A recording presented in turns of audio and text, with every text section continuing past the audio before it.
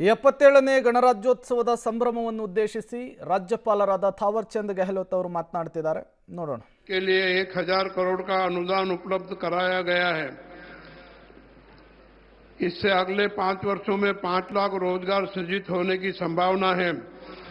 वर्ष 2035 तक 20 अरब डॉलर की क्वांटम अर्थव्यवस्था के निर्माण के लक्ष्य से कर्नाटक क्वांटम रोड में जारी किया गया है।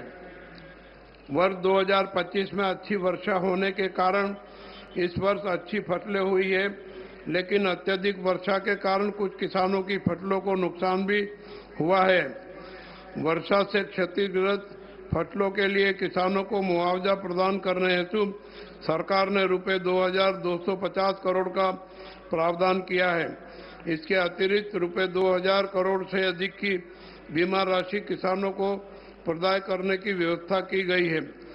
इस वर्ष किसानों ने आम, मक्का आदि फसलों के दाम कम मिलने तथा गन्ने के लिए प्राप्त हो रहे मूल्य के अपर्याप्त होने के विरोध में आंदोलन किया। सरकार ने तुरंत किसानों के पक्ष में खड़े होकर समस्याओं का समाधान किया।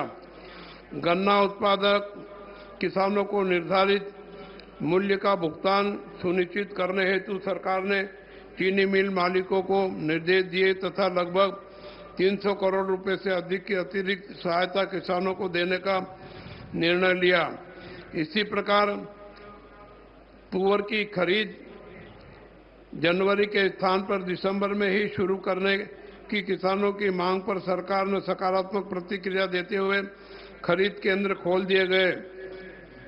वर्तमान सरकार किसानों के पंप सेटों को दिन के समय भी 7 घंटे तक निरंतर 3 फेज बिजली उपलब्ध कराने के लिए प्रयासरत है।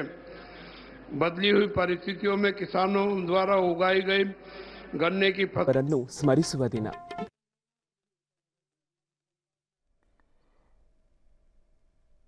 करोड़ से अधिक की राशि सब्सिडी एवं अन्य विभिन्न रूपों में किसानों को प्रदान की है। दुग्ध उत्पादकों को उचित मूल्य प्राप्त हो यह सुनिश्चित किया गया है।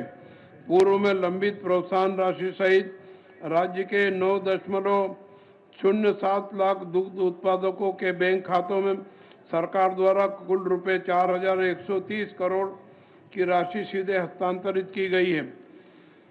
आकस्मिक रूप से मृत्यु होने वाले पशुधन के लिए मुआवजा देने की प्रक्रिया रुक गई थी। वर्तमान सरकार ने किसानों के पक्ष में खड़े होते हुए अनुग्रह योजना के अंतर्गत रुपये 95.41 करोड़ की राशि उपलब्ध कराई गई है। मेरी सरकार निरंतर यह सिद्ध कर रही है कि वह किसान की पक्षधर है। लंबे समय से आंदोलन कर रहे देवनहल्ली के किसानों की भूमि को भूमि अधिग्रहण से मुक्त किया गया है।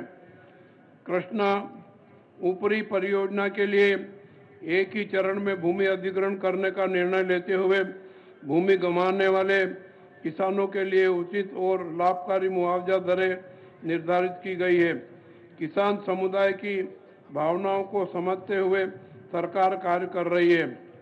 अनुसूचित समुदायों के सशक्तिकरण के मामले में कर्नाटक अन्य राज्यों की तुलना में कहीं आगे हैं। SC, SP और TSP अधिनियम को लागू करने वाला राज्य कर्नाटक है। पदोन्नति में आरक्षण की यही लागू किया गया है। अनुसूचित